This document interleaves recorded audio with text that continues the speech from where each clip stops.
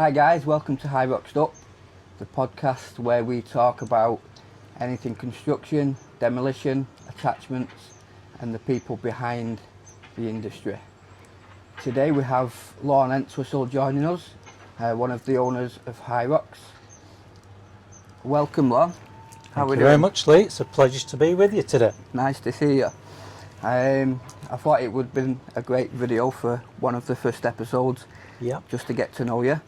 So for anybody who doesn't know you, who is Lorne Entwistle? Very good question. I'm not so sure I know that myself, to be honest. I'm one of the original founders of Garrick Plant Hire, quite a well-known plant hire business. We started in 1983. We ran that for 30 odd years before we sold it to the Bibby family. We stayed with the business for another 6 years after we sold it, successfully running it under our stewardship for the Bibby family, which was great. We really enjoyed that. When we left Garrick, we started another plant hire business very similar to Garrick. We called it Cross Hire. We ran that for another 7 years, and at a similar time we started HIROX because we felt there was a real need in the industry for somebody to kind of reinvent the attachments market. It was very stale, very stagnant, and we thought that maybe the customers weren't getting treated the way that we believed that they should be treated, the way that we treated the customers in the two plant hire businesses that we'd run for a long time. And do you think HIROX has grown from the businesses that you've had previously, like Garrick Plant and Crosson? Yeah, I do. I think that experience of running, especially Garrick, and then what we call Garrick 2 as Cross, we modelled that very differently, and that taught us an awful lot. It was very successful again, but the industry had changed over that period, and the industry has changed for every sector, not just attachments, not just plant hire, everything. And I guess everybody will tell you the same. Time moves on, doesn't wait for any man, and the businesses have to adapt to the modern day customer needs. The construction sites, demolition sites, how they're run today, it's very, very different to how it was 30, 40 years ago. So the attachments and the industry has got to move along with it. Yeah, and I do believe the attachments are not just off the shelf. Are they all made to your spec? That's right. We could very easily have gone and got off the shelf ready-made products, but that's not what we're about. As business owners, we like to make a difference, and we like to be different to the rest of the crowd. We would have been no different other than service if we just bought off the shelf ready-made products. So we started from the ground up, redesigned all of the attachments. We put the quality, the components and the emphasis on producing a premium high quality product, just like we always did with Garrick and with Cross. That's the first thing that we've got to do. Have the highest quality product you can manufacture. And then it's about providing the service to back it up, because one without the other is no good. Yeah, and we've recently just been to Scotland in 2026 and Hillhead, and one of the things I heard quite a lot was how different the attachments are, the quality of them, and you know, it's all right selling attachments, and it's the service behind it. Yeah. And also, you know, every attachment, no matter what make it is, they always break down, and you know, things do happen, and it's how you come across that or how you deal with that when that happens. And a lot of, you know, the people we were speaking to, you know, they were getting a bad service, or they've experienced a bad service, should I say. Yep. And some of the customers of HIROX who were visiting us on the stand, they just couldn't believe the service that they were getting, and to us that's just a normal service that any company should provide. So what do you think about that, hearing all the feedback we were getting? Yeah, I mean, it's always very nice to hear positive feedback, isn't it? We all get some negative feedback. We like to get more positive feedback than negative, and so far we've managed to do that, thankfully. I guess that comes down to the people that we are.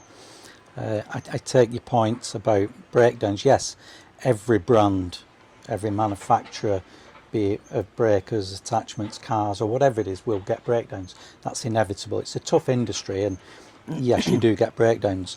When we first set out, we positioned ourselves as kind of a mid-range manufacturer, a bit like the Audi of the car world, and we would look up and aspire to be like the Rammers, the Montabur, the HIROX'ED, and all of these premium brands, of which there are quite a few. And we think we got to the Audi level very, very quickly. And right now, we're somewhere between the Audi and Rolls-Royce, but our sights are fixed firmly on getting there to sit alongside the Rammers of this world. They are by far, in my opinion, the best. There's 3 or 4 of them up there, and I want to be sat alongside them. And we're kind of giving ourselves maybe to a point, maybe 5 years from now, we've managed to get much closer than we thought we would do in a short time frame. And I would like to think we'll be regarded with them superb quality products and businesses maybe in the next 2 years. So I'm very pleased with that. You just kind of answered my next question. When you started HIROX, or when the HIROX brand started, did you ever think it would get to this stage it is now? Do you know? Yes, yeah, most definitely. That's our aspirations. We won't stop when we get to that level. There's no stopping. We hope to be, we plan to be the premium product that everybody else will aspire to, just like we aspire to be up there with those guys right now, and hopefully we will be there sooner rather than later, but we won't be stopping. One of the biggest things I see with HIROX is the stock levels. Yep. So in all the different size breakers, the scrap shears, the pulverisers, there's always a huge range of the stock. Yeah. Now we don't have to do that, but when we do have the stock there, it's, you know, a customer rings today or tomorrow, we can get that stock. Yeah, we can. It's the most important thing for our customers, for us to carry the stock, because we get lots of phone calls, we get orders by email, as you rightly know yourself, and customers have already built up the confidence in us. They will send an order through by an email for 5 or 6 attachments. Yeah. They've never even spoken to us about the order. They just know that we carry enough stock that they've got the confidence just to send the order through. Sometimes you've seen, we get a truck that just turns up and we say, what have you come for, mate? And they say, oh, I've come for one of these 13-ton breakers. And you go, great, no problem. You load it up and away the customer goes. That happened last week when me and Gary was on the way to the shop and a truck was coming through the gates. Yep. We turned back round and loaded the truck up. Yep. You know, it is great to have that stock, and it's great for the customers to understand they can just turn up and pick up whatever they want. Same goes with the parts and accessories and things like that.